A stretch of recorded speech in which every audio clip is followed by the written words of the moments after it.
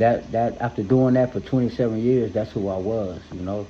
So um, in introducing that in the first part of my conversation is comfortable for me. There was a time when it wasn't comfortable, but I've come to embrace it. So I've met a lot of ladies out here, a lot of sisters out here that would embrace that and wanted to talk about it and wanted to hear my story. And they can see the change. You know, I had a lot of people tell me they can see the change that knew me back in the days versus who I was and who I am now. But it's a comfort level for me to be able to enter into relationships and just not on, you know, physical elements about sex. I was without physical relationships for 27 years. You know, being celibate and not really thinking in that aspect, it let me get a whole new meaning of life and love in itself.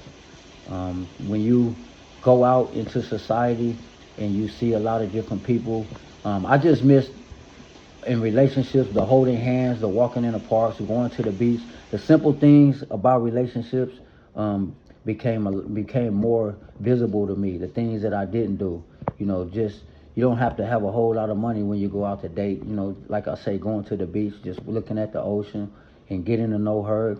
You know, what kind of music she likes. Just simple conversations is things that I missed.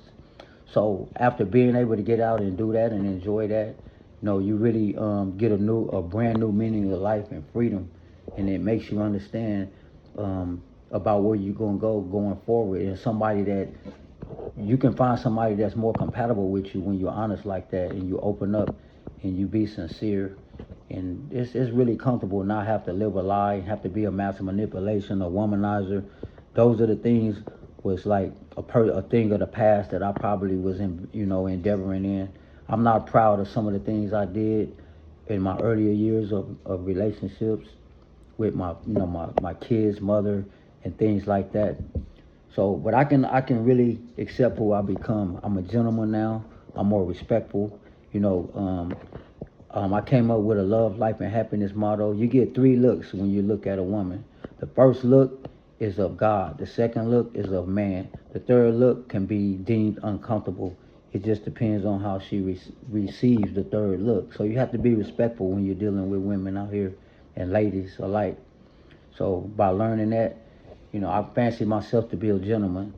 You know, I've come a long way. So relationships is something that I'm really trying to, build right now and become a part of my life and my newfound self and being out here in society, because relationships is healthy. Without relationships, you know, you don't want to really be out here and be an isolatory person.